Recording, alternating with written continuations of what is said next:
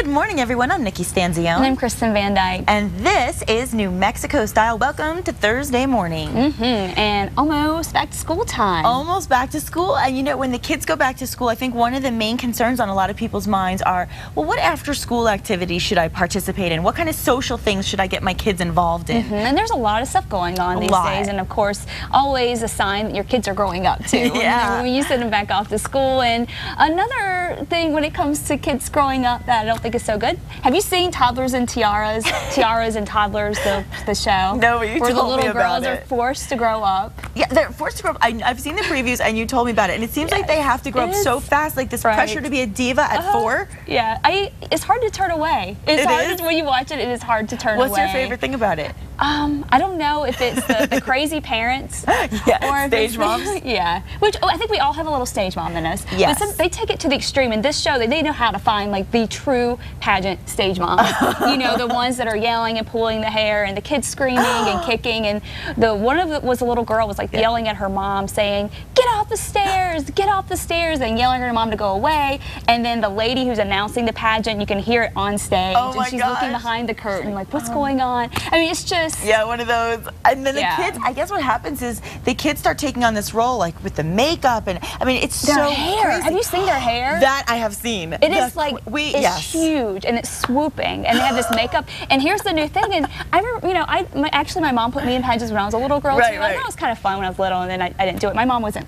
Did you have to do the pageant wave? No, I don't think I ever did it. No, anyway. But no, the new thing is, which I never saw this growing up, but the girls, like, they're like circling their cheeks, so they'll go and they'll pose and they'll go. And then, I'm like, what is that? I don't even know. It's like, you know, because kids are cute on their own. They don't need to do, you know what I mean? Kids are so funny. Cute. That's they comedy. Don't need to do that. Yeah. That's comedy. Interesting. I like it. I have to watch it. I'll check it out. Well, on a different note, on comedy. Many New Mexican comedy fans will be disappointed to hear that their favorite comedian will be abruptly leaving the airwaves. TBS announced yesterday that they have made the decision to not order a 3rd season of Lopez Tonight, and that Thursday will be the final episode of the show.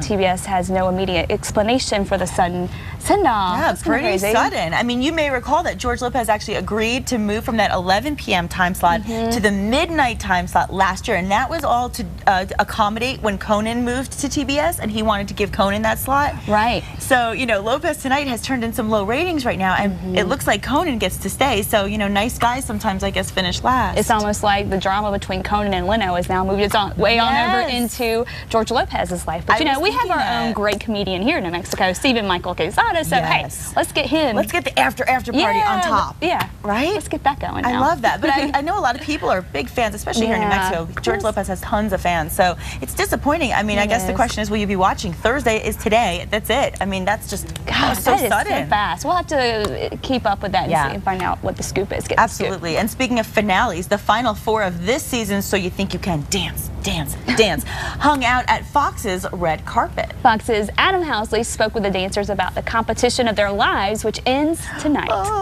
You know, the mafia thinks that you're family. From unknown to the red carpet, all in just a few months. This is a life of reality competition finalists on So You Think You Can Dance, as the final 4 get the star treatment at Fox's summer beach party. Are we famous? We're famous now? I don't really think we're famous. We're not famous yet. The final dancers are impressing fans, as well as Judge Mary Murphy, who has seen a lot of talent through the years. I am so ready to dance with you, Marco. Well, in my opinion, it's out of their control, because they're actually all fabulous dancers. So it will come down to what music they get and what choreography that choreographer comes up with. That can actually, you know, make the difference to get somebody else to come up and vote for them that ordinarily or switch their vote.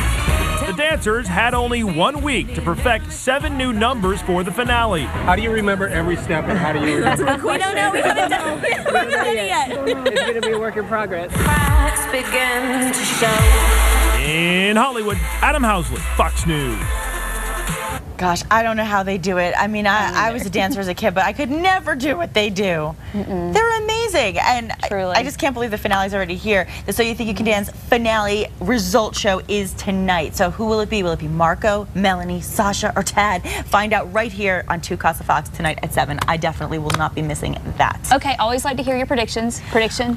I have a feeling. Originally, I thought it could be Melanie. I think it could be Sasha. Sasha. All right. Let's see. You're really good at this, so we'll see how it pans out. I think the girls might take the prize this year. That's I'll at least go that far. I like girls. Yes, go girls. And you know, another thing I like to talk about besides dancing, of course, is food. We always know I like to talk about that. Well, some changes on the menu at APS for the upcoming school year.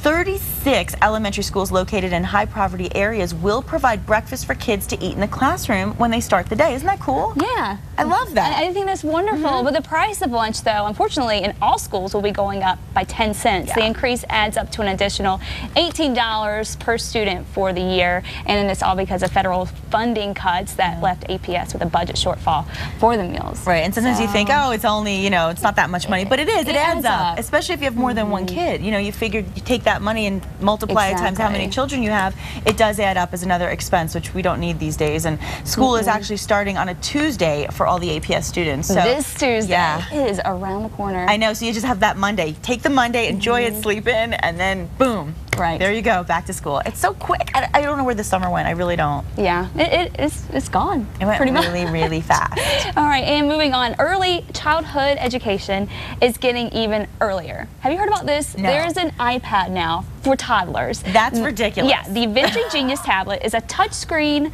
learning platform, and it's designed exclusively for children up to 3 years of age, and it's supposed to inspire the genius in your child. The Vinci Genius Tablet was unveiled at a kickoff event yesterday in West Hollywood, hosted by actress Holly Robinson Peete. And the pad is intended for babies, toddlers, and preschoolers with games and music that help everything from communicating to a positive attitude. And you notice the little handles there on it, and so I think it's supposed to be softer to kind of, you know, you always worry about when your kids, especially when they're under 3, getting into something that could hurt them. And so they have that, and plus, and it's supposed to be protected from the screen, because think about it, there are some really neat apps on the iPad for kids, like drawing and coloring and all that stuff, but then you get the baby saliva, like coloring and the smudgy fingerprints and all that stuff, so this kind of helps out, I think, a little bit. No, that's a good point. That's a really good point. I think we could all use one like that, actually, for our hands. It's really cool. It gets smudged. Can you imagine a baby getting a hold of it? You know, it's going to be pretty messy. Well, and my opinion about this, I was thinking about it, and I thought, you know, it's really cool that they have these opportunities to stay distracted and learn while they're young,